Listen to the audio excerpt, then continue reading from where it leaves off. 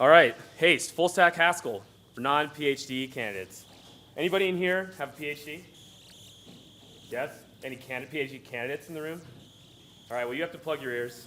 This talk is not for you. It's for all the rest of you out there.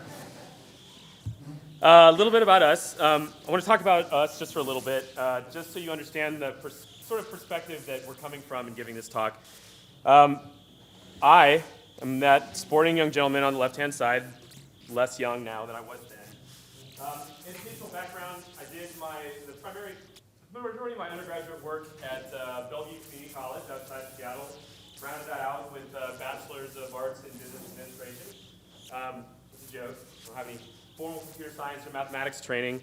I've been working with Haskell for about a year now. I consider myself an industry web application developer. I've been in the web application space writing Java and Ruby and JavaScript and Python and a little bit of Scala, this, that, and the other for the greater part of about 15 years.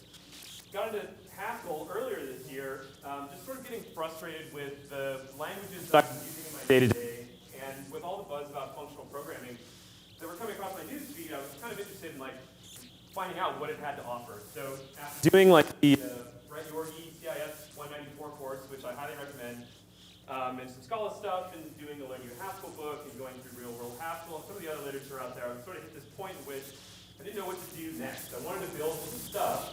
I already had all this domain knowledge from doing regular web application development for these last number of years. I stumbled across Haste, and it sort of made a good fit. So it's sort of an expose on our findings with that.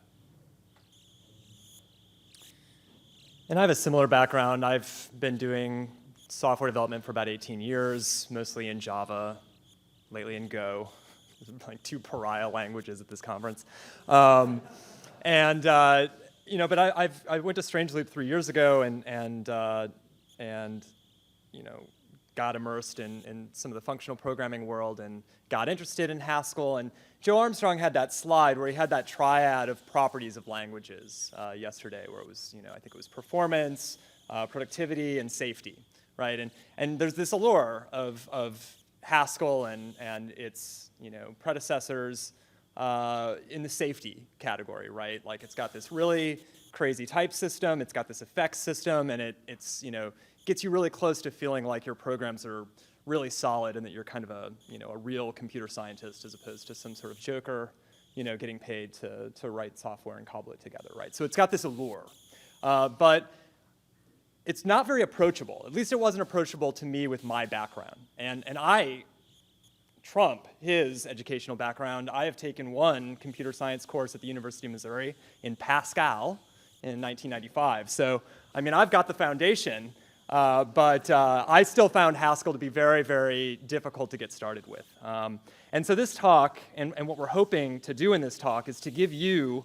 if you're interested in Haskell and you're seeing these talks at this conference that are Haskell or Haskell derivatives, we want to give you the confidence to feel that you can go back and learn this language on your own. There's lots of resources online, and that you are smart enough to do it. Because if we can stand up here and give a talk, like if Alex Miller picks us to give this talk, then you absolutely can go back and learn this language on your own. So that's our goal here today. All right, so aside from that, we're going to give you a high-level overview of the Haste API, and we're going to get into actually some concrete examples of how to do things like WebSockets and DOM manipulation and dealing with local storage and all that stuff. It'll look pretty similar to what you would find in the Python cookbook or Ruby on Rails 5 examples, where we're just going to blast through code samples. We're not going to explain a lot of theory behind it, but hopefully we're going to present them in a way that you can, your interest is sort of deep. You think to yourself, I can use this Haste tool. I can build basic web application stuff with this. And we're going to present these examples in such a way that you don't have to know a bunch of Haskell syntax. I'm not going to use the M word. I'm not going to use any of those words that appear in a bunch of blogs or talks or whatever. I don't think it's actually necessary for you just getting the basics banged out with a tool like Haste. And once you get the basics down, then you can backfill with some of the theory later. Okay, so those are goals. Non-goals, we're not going to be teaching you Haskell today. We'll teach you enough Haskell, I suppose, that you can sort of fumble your way through the examples with us. But enough JavaScript will be shown on the screen next to the Haskell that I don't think it'll be too difficult for you to do the mental mapping between the two languages. I'm not going to try to explain, nor is he, how the Haste compiler works because I don't really know. If you're super interested in it, the author of the tool has written some papers on the subject, so you can go deep dive into that, but that's outside of the scope of this talk. And additionally, I'm not going to try to advocate any Haste best practices. So I'm not going to try to give examples of how to structure a larger application that you may cobble together from components built with Haste. I'm going to just show you the basics of what you can do with this tool, and then you'll go the next step when you leave this room and build really awesome things. All right, so what is Haste? Haste is a couple different things. First and foremost, Haste is a Haskell to JavaScript compiler. The author of the tool refers to it as a dialect of the Haskell programming language, so you're going to be able to use most of the things that you're familiar with if you're already using Haskell, and in fact, much of Hackage will compile with the Haste compiler. In addition to that, what you're going to get is a library that will, the library whose API will allow you to do things like manipulate the DOM, do event listening on DOM elements, interface with LocalStorage, Ajax, and all that other good stuff. And that's the standard library that's included with the tool. A little bit of history about Haste, because I'm presenting of somebody's tool that I didn't write myself, and I should give them a little shout out. It was written by Anton Ekblad while he was doing his research at the University of Gothenburg. The purpose of the tool, from my perspective, was to a couple different things. First and foremost, allow you to write a JavaScript client with Haskell. The author feels, I believe, that there are some advantages of writing a web application with Haskell instead of JavaScript. I won't get into that debate. The other thing that he talks about in his paper is authoring as a single program a overall web application that spans both client and server.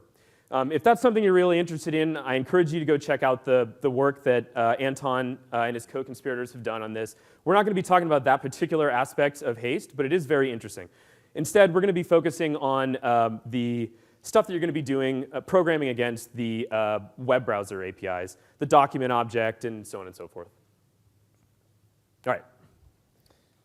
And so before we get in, we're going to just do a quick crash course of basic Haskell syntax. And one thing that I also want to say before we get too far into this is not an advocacy talk. So we're not up here saying that you should go home and write a bunch of apps in Haste. Not that you shouldn't either. But there are a bunch of languages that compile to JavaScript. There's been 2 other talks today. Evan gave that talk on Elm and FRP this morning. And Bodil gave the talk on PureScript, and the author of PureScript may be in this room. Yes, he's back there. So, and those are great tools. And what we're going to show you here, because both of those languages are Haskell derived, what we're going to show here applies more or less to those tools as well. So if you went to the PureScript talk and maybe didn't get all the slides, this stuff is going to help you out as well. And we're going to be there aren't a lot of slides on this stuff. So, and if you know Haskell, this is going to be super boring. So you can pull your computer out and do other stuff. So what does this look like? This is that first line where we've spelled double there. That is the name of a function. So that's a function declaration. So the name of the function, and then the 2 colons, and then the type integer and the arrow, and then another type integer. So this is an example of a function that takes one parameter of type integer and returns an integer. Okay, and the implementation is the line below. So x is the parameter, and the definition of the function on the right side of the equal sign is x times 2. So that's the very basics of defining a Haskell function. And if we were to run it in the REPL, it does what you would expect. So what happens if we have two parameters? We start to add arrows. And this is one interesting difference if you're coming from other languages, where you're used to seeing parameters separated from return types, right? You're used to seeing like A, comma, B, and then maybe a colon or something, some other syntactic element, and then the return type. And Haskell and Haskell-derived languages don't look like that. Instead, you've got these arrow separators, and there's a reason for that. But this function does what you might expect. It takes x and y and adds them together. But this enables a certain property, currying or partial application, where You don't have to supply all of the arguments when you make the call. So the first example that we've got in the REPL here of add 10 and 5, that's just sort of a normal function execution. But then we've got this binding, this let add 10 equals add 10. And that's essentially a partially applied function. So it's another function. And that function is going to take a single integer and return an integer. So we basically, if we call add 10 with 15, we get 25. And that's a trick that Haskell is going to employ all over the place. Other little things to know, so if you've got the built-in function, higher order function map, and the stuff in parentheses after that is a lambda function, so an anonymous function that takes a single parameter and adds 2 to it. And then the stuff in square brackets is an array of numbers that will be passed into that mapping function. And the code on the right side is sort of the moral equivalent of the in JavaScript. So on the left, we have the Haskell syntax, and on the right, we have sort of the equivalent JavaScript. Then down below, we've got another example, and this is the dollar signs you may have seen in the PureScript talk. And that's simply just used to sort of separate out components of execution. And it's sort of morally equivalent to the code on the right, where we've got them grouped in parentheses. So the lambda there that's highlighted in yellow is equivalent to the function on the right in JavaScript. And then we've got some examples of sort of how those dollar signs sort of reduce when this code is parsed at compile time. So congratulations. You probably now know more Haskell than all your coworkers do. You can go back to the office and tell them that you learned all sorts of interesting things in Strange Loop. You can grow yourself a gray beard or put on a wizard hat or whatever. But at this point, I think you know enough that you can, as I mentioned, sort of like worm your way through the examples with us. OK, so you're totally convinced after seeing those couple slides that Haskell is really awesome, and now you want to build some stuff with Haste because we've hyped it up so much. What are you to do? First thing you're going to do is go and get Haskell on your computer. You do this with Homebrew, or you download it from the Haskell website. That's going to come with Cabal, which is a package manager for Haskell. And you'll use Cabal to install Haste. After you do that, you run Haste boot. Haste boot downloads the entire internet, and you're now ready to write some Haskell that'll turn into a web application. OK, so we're going to go through the canonical Haste hello world, and we'll gradually get more and more and more complicated as I show you the different APIs you could be working with. We're going to start off with just hello.html, which is not really going to have a lot going on. All it's going to do is essentially contain a script tag with a source that points to hello.js, which is a file that we have not yet authored. We're going to crack open our favorite text editor and write our first Haskell program. I would imagine that you could look at this code, not know any Haskell, and just assume like what it's going to do. If what you thought was that it's going to alert hello world in a web browser, you are totally correct. An important thing to note here is this import Haste, and what that's going to do is it's going to give you access to all of the Haste standard library. This is stuff that's going to allow you to interact with the DOM, do local storage, Ajax, and all that other good stuff. I point Haste C, and go back to my command line, I point Haste C at that hello.hs. Some compilation happens, and out comes hello.js, which is that file that I referenced in my HTML page. So not surprisingly, I open this file up, Haskell is compiled down to JavaScript, and now I get hello world in the web browser. Right? Pretty awesome. Thank you for that pity clap. It gets better, I swear. OK, so Haste by example. One thing I want to note before I jump into all the examples, if there are any Haskell graybeards in this audience, my apologies. This is going to be the most imperative, like beat you over the head, lame-looking Haskell examples of all time. But I think they are examples that are approachable to people coming from imperative language backgrounds. I found that when I was trying to learn Haskell and trying to take steps past the basic tutorials and the Yorgi course and learn new in Haskell and so on and so forth, like there were just too many things coming at me at one time. I was having a very difficult time separating what these libraries were providing from other concepts like applicative functor and so on and so forth that had their own set of operator-looking things that I was having a difficult time wrapping my head around. So all these examples are super imperative looking. You don't have to do it this way, but it'll help you sort of grok what's going on. All right, first thing we're going to do, we're going to manipulate the DOM, and we're going to do some event listening. So going back to an HTML file, we're going to do catpix.html. And I wasn't around for all of yesterday, but it came to my attention that Wolfram Alpha is able to take a cat picture and turn it by a certain number of degrees. We will demonstrate that with Haskell, you can go way beyond what's possible with that language. Okay, so script tag pointing at catpics.js, and we've got some CSS. The interesting thing here that's different about the prior example is that I've got this div with an ID of root sitting inside this body element. Okay, so I'm going to step through these examples, and in the beginning I'm going to show Haskell on the left-hand side and the sort of moral equivalent JavaScript on the right-hand side. This is not what Haste will compile to. Haste will compile to some rocket science stuff that you will not understand, that does not look anything like this. But this will help you sort of do the mental mapping between the API provided to you by Haste and what you've already been doing in JavaScript for the last 12, 15 years or whatever. Okay, so starting at the top. We're going to call with_elem, and we're going to give it a string root, which is going to correspond to the ID of some element that we stashed in the DOM. James gave you that example of a lambda, so that little like slashy thing with root. It's an anonymous function with a single parameter named root.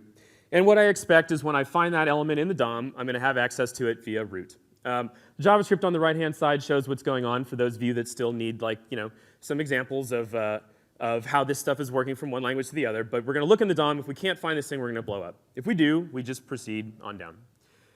OK, so once we find that element, we're going to create ourselves a new element using the new_elem function. We're going to bind that to the name img. We're going to set some attributes on it. We're going to set a source. We're going to set an ID. And we're going to take this element and we're going to attach it to the DOM element with ID of root that we already stashed in the DOM. And you can look at the right-hand side and you can see that the API for, let's say, adding the image as a child to the root element, it looks very similar. It feels very familiar if you've ever done the old school style, like bare bones JavaScript interacting with the document object. Then we're going to add some listeners. So when I move my mouse over the image tag, I'm going to set a class on that image. This class is going to be spin.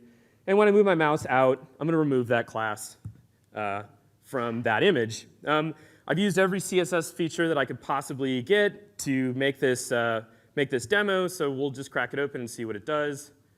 We got a cat. Wolfram Alpha can make it turn a little bit. We can make it go all the way around.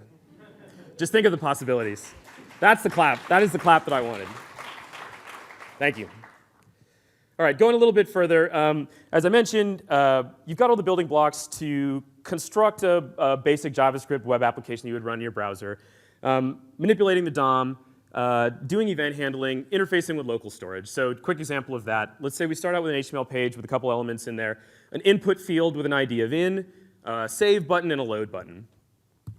Familiar looking code. From that past example, we start with our with_elems, we give it some strings. It's going to find some elements in the DOM by those IDs, and we're going to attach a click handler to the save button. We're going to pass it a lambda, which is equivalent to this anonymous function expression that you're seeing on the right-hand side in JavaScript. What we're going to do is we're going to get, when you click that save button, we're going to get the value of that input field of type text.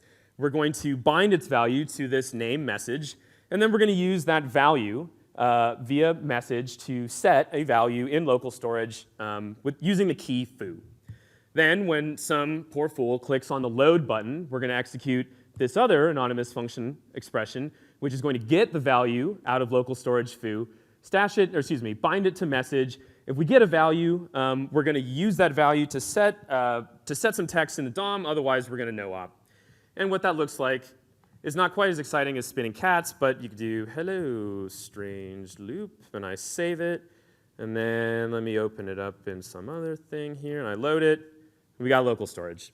So you can sort of see the building blocks are sort of being laid out here. I totally screwed that up. Let's see if I can find my slides. Good. Local storage. Ajax. Another thing that I thought was going to be total rocket science with Haste, but turns out to be the API that's provided to you is relatively simple. Starting out, getting some elements from the DOM. I'm not going to show you what the JavaScript looks like, so you can sort of figure this out. When I click the submit button, I'm going to execute this lambda, and what this lambda is going to do is it's going to fire off an XHR using the browser's XHR stuff to /API. When I get a response back, I'm going to do some pattern matching. If I get a value, I'm going to use that value to set some text in the DOM. Otherwise, I'm going to clear the text in the DOM.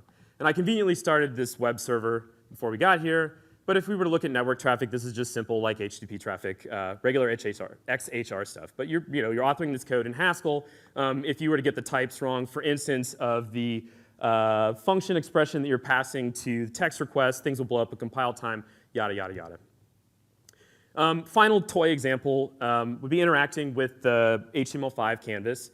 We'll start by looking for an element in the DOM by ID. The element's ID happens to be Canvas, creatively. We're going to have a hook to that DOM element, and we're going to get a 2D drawing context. Are you familiar with the HTML5 API right now? Context and so on and so forth? Okay, some of you. All right, then we're going to kick off our animation by calling our animate function, whose implementation we'll get into in a second, passing this context and a double. And this double is going to represent the degrees from top dead center that we're going to spin this thing. So eventually we're going to spin this animation. We're going to create an animation that spins a box around in a circle. I'll give you the types just so it kind of makes a little bit of sense what's going on, because this is where our demos start to diverge from things that look like JavaScript. First thing we're going to do is we're going to call a square function, which is going to return us a shape. A shape is essentially a function that is waiting for a context, and when it gets a context, it's going to create a path inside that context. We're going to call stroke with that resulting shape, and that's going to give us back a picture. It's going to take that path and draw some line around it. Then we're going to rotate it, and rotate takes a double, which is the number of degrees from top dead center, and it takes a picture, and it's going to return a new picture that's been rotated. But once again, this picture thing is just a function waiting for a context. So you'll see that we're actually just building up a bigger and bigger and bigger function until we hit render, which passes Canvas in, which has got our context, and then we actually get some stuff spinning around in your web browser. The spinning around in the web browser stuff is achieved by doing a set timeout 10 and doing a recursive call to animate Canvas with a slightly more tilted angle. So what that looks like, I couldn't get spinning cats within cats within cats, but you've got some boxes. Demonstrates basic usage of the HTML5 Canvas. And of course, if you do anything interesting and new in JavaScript these days in the browser, you have to show 2 MVC. So I started writing 2 MVC. I wanted to demo it to you, but I was writing some codes, and that turned into some codes, that turned into some more codes, and then more codes, we got more codes, we got more codes, because I'm probably pretty bad at Haskell. So I figured I'd just show you the demo anyways. And this thing is just basic to do MVC. So call mom, call dad, have panic, attack on stage. And I think I'm about done with that one.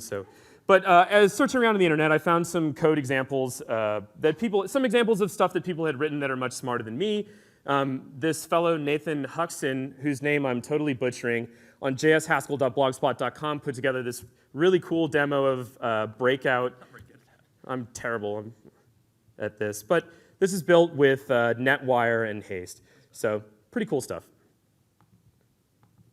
And certainly more interesting than 2do MVC, which we've seen about 50 bajillion times. And NetWire was mentioned, Evan mentioned that in the talk this morning if you were at the FRP talk. So it's one of these, what was it, an arrowized FRP library that's just pure Haskell. So we'll get into using regular Haskell libraries in a minute, but this example happens to do that. Cool. Oh, it's my turn. It's true. That was slick. Okay, so this is a good segue. So, part of the examples that Erin's been showing you, you would not write JavaScript like that today, right? Or if you did, well, you might be doing it wrong. You might be doing it wrong, right? So there's a ton of JavaScript libraries out there now, things like jQuery to the more advanced things, obviously like Angular or React. And so what you kind of want, most of these transcompilation tools provide you with some escape hatch that lets you call into existing JavaScript code. And that's called the FFI, Foreign Function Interface. So we'll talk about that a little bit and how it works in Haste. So the Haste FFI is bidirectional, which means that you can call regular JavaScript code from your Haste code. You can also export functions that you author in Haste and call them from regular JavaScript code. The first direction, I think, is the more common direction. The common use case would be to wrap an existing JavaScript library. So you've got something like jQuery or something like D3, and you write bindings for it, and that would allow you to call into it from your Haste code. And Haste provides two different ways to do FFI, and we'll look at both of them in a moment here, and they're called call, and then the other one is FFI. It's called FFI. Conveniently. It is. So we'll start with call. Call, the workflow is that you write your Haskell code as normal, and you write a JavaScript file manually that contains a set of global functions that you want to call. And these are non-namespace. These have to just exist as global functions. And then you pass a flag to the Haste compiler, and it will inline that JavaScript file into the generated JavaScript output. So we've got an example down here where we're using this with.js flag, where we're passing in a reference to this hello FFI.js file. So that's how the tooling works. So an example of this, we've got hello HS, and that first line there is this kooky line that says foreign import call, and then everything after that is a function signature.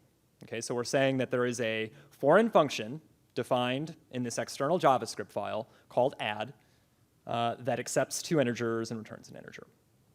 And we won't go into the notation of this IO and the parentheses notation. For practical purposes, just think of it as returning an int.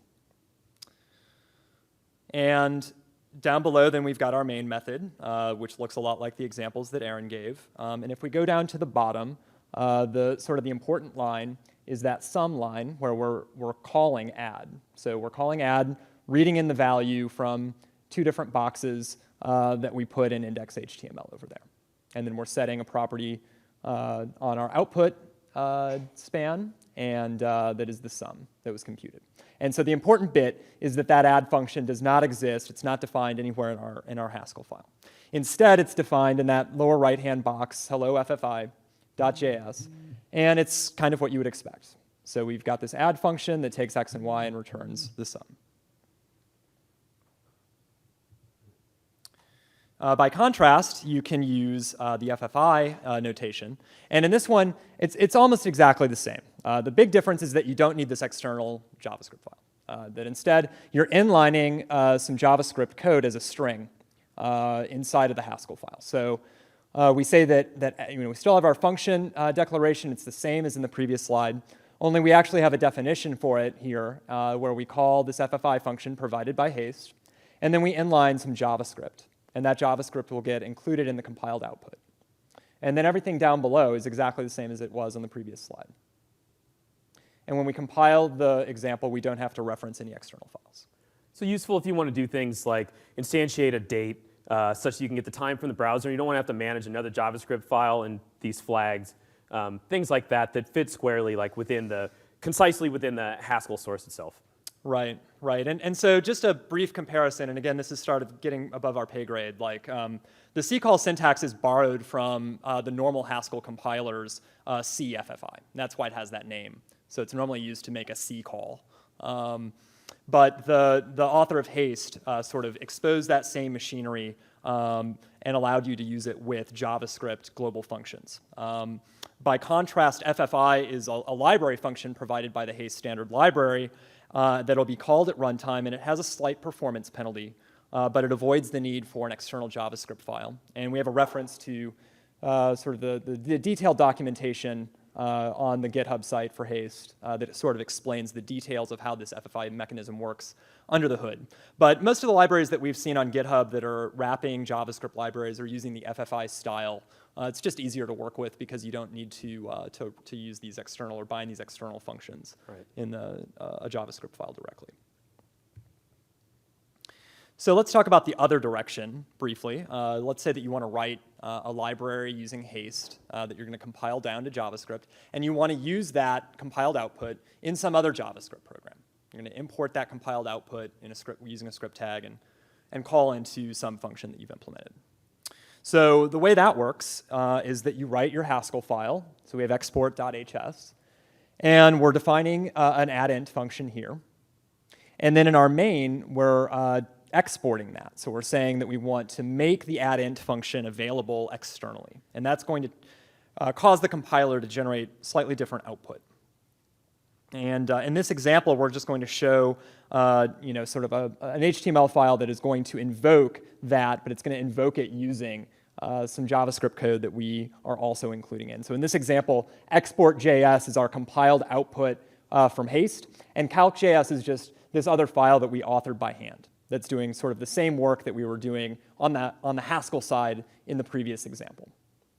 And so if we look at calc.js, we're sort of doing the same stuff that we did previously in Haskell. We're grabbing these elements, values from the DOM. But you'll notice that line there where we say sum equals haste.addInt. So the functions that you export from Haste are at compile time are placed in this Haste namespace for you. And then you just call into those using those parameters. And that's it. And then there's some compiler machinery that you need to invoke to get that to work properly. And that's the command line there. But that's the basic mechanics of using the FFI the other direction. Right. OK, so you build all this machinery with the FFI. You write a bunch of code with Haste. And now you've got some errors. And you're trying to figure out how to debug these errors. You want to write some tests to prove that your code works, or to try to demonstrate give yourself some sanity that your code is working a little bit. So what do you do? The good news is that the implementation of the Haste, some of these functions you're going to be using provided by Haste give you some error handling out of the box.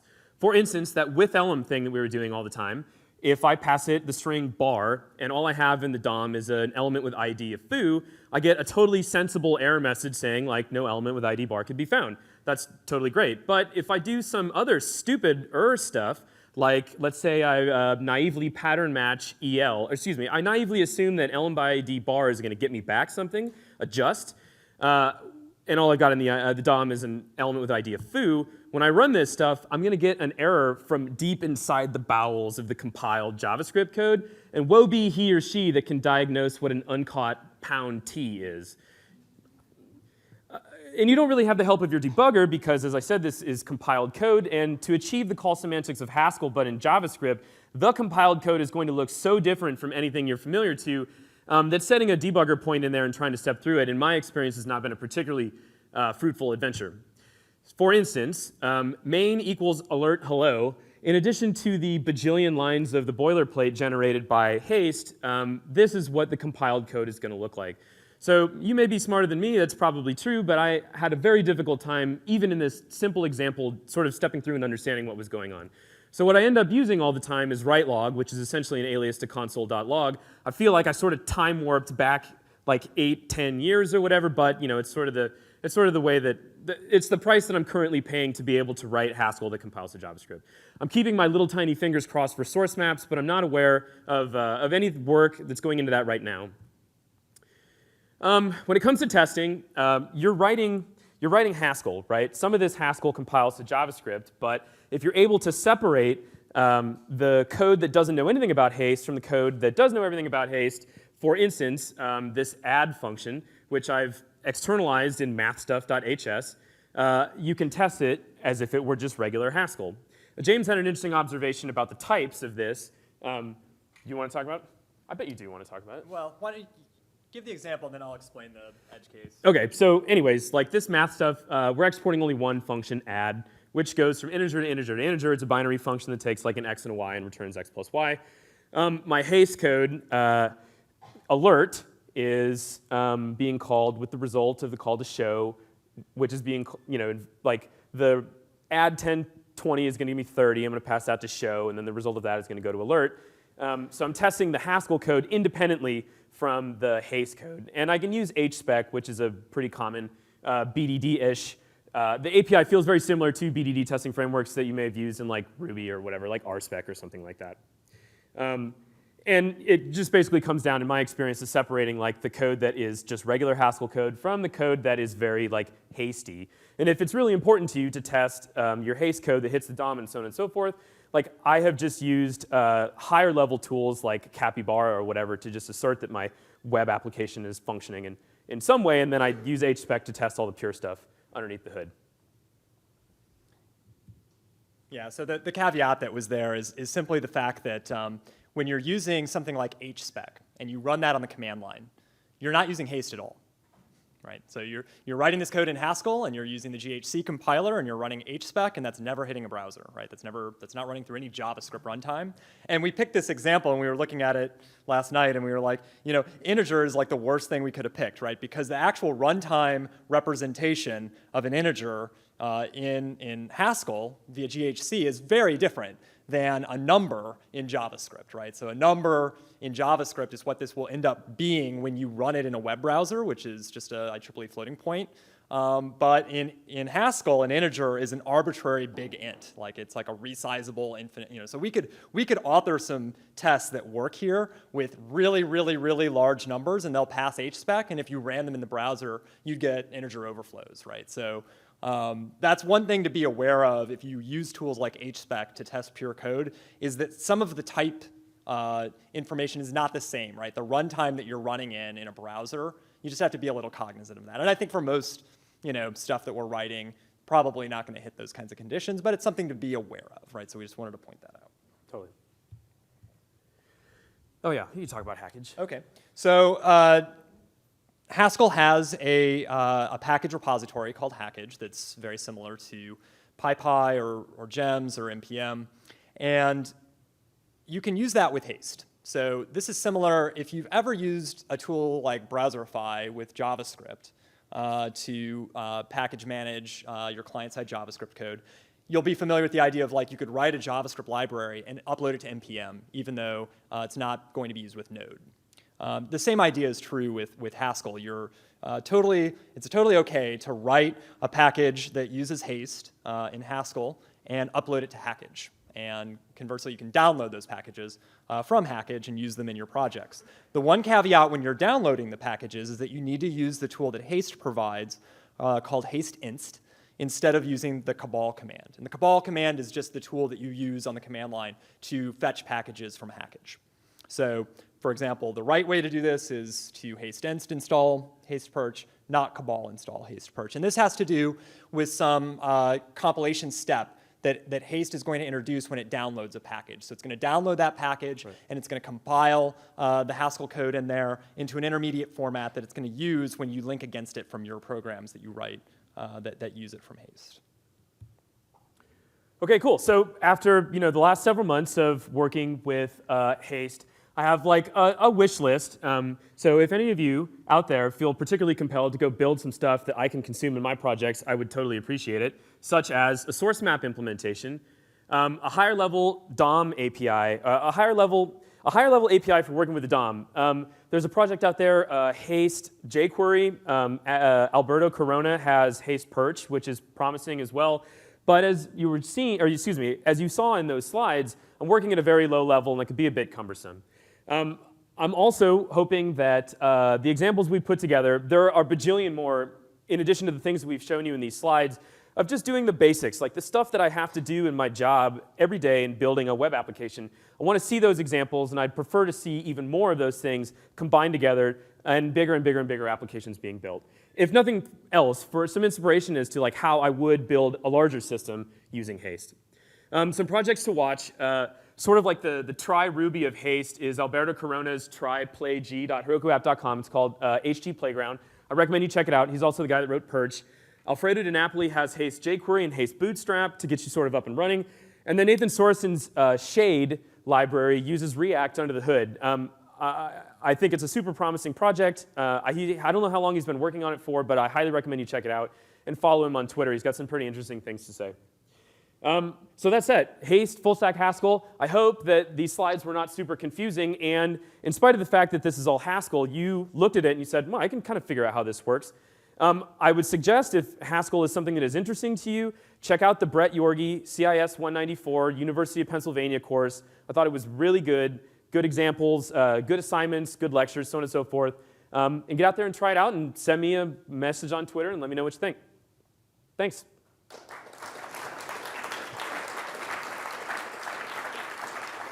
We have like basically totally run out of time. Oh, it's 4 minutes. We have 4 minutes? 4 minutes. Oh, well, do you have any good stump the speaker type questions that I can't answer? Yeah, what's up? Yeah, sorry. No, I've been like micro machining through this project, so I'm trying to like finish it by the end of the time. It's Brett Yorgi, CIS 194. And it's University of Pennsylvania. Yeah, right.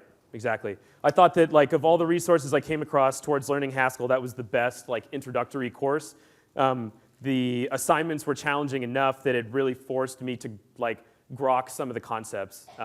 I found that when I was reading like Learn You a Haskell that like I had a superficial understanding of some of these abstractions, but when I actually tried to like type stuff into the computer and make it work or understand like real library code, it wasn't deep enough for me. So highly recommend the Brett Yorgi course. Does that mean that you've attended 9 degree schools? Why Tricky no, it question. doesn't. Cool. Is there anybody else out there? Yeah, what's up in the back? Rough workflow with Haste. REPL. Oh, a REPL with Haste. No, the closest thing that I've gotten if I want to just like sort of play around and I can't use GHCI is that H Playground thing that Alberto Corona put together. But for the most part, like if I need to sort of figure out how all the types and such are going to line up, I import packages. I import stuff into GHCI and just manipulate them in the REPL. And I just sort of like incrementally apply functions arguments until I can sort of like make sense of the types. If I want to see how that actually shows up, yeah, H Playground is the way to go. Cool. Thank you for your time. Enjoy the rest of your conference.